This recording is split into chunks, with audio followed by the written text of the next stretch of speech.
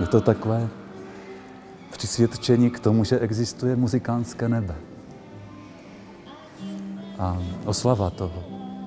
Protože Bůh je život sám, je to Bůh života.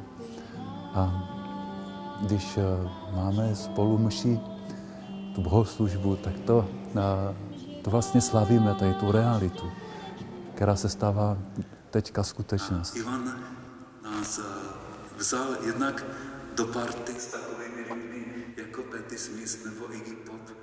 Mám rád Patti Smith a celou tam tu scénu newyorskou a mě fascinovalo to, že Ivan do toho pronikl, že vlastně ho v tom přijali, že tam hrál takovou význačnou roli a pro mě to znamenalo jako pro Čecha hodně, že tam je v tom nějaký Čech, takový prostě svorník mezi námi. Patti Smith, to je vlastně žena, která taky bojovala za naši svobodu, tady řeč v tom OSN a to je přece úžasné. Tak jsem byl rád, že jsem mohl tu postavu Ivana poznat a taky se s ním třeba jednou si podat ruku a vyfotit se s ním. A jsem rád i za to, že můžeme udělat na něho tady tuto vzpomínku.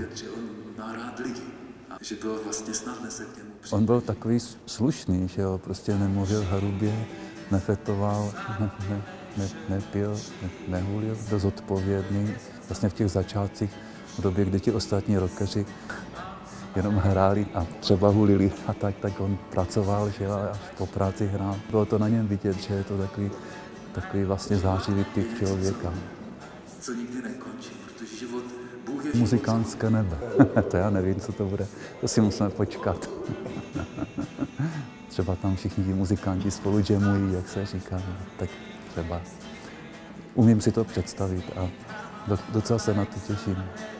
Ať mám podíl ve tvém věčném království. Skrze tvého syna, Ježíše Krista, našeho Pána,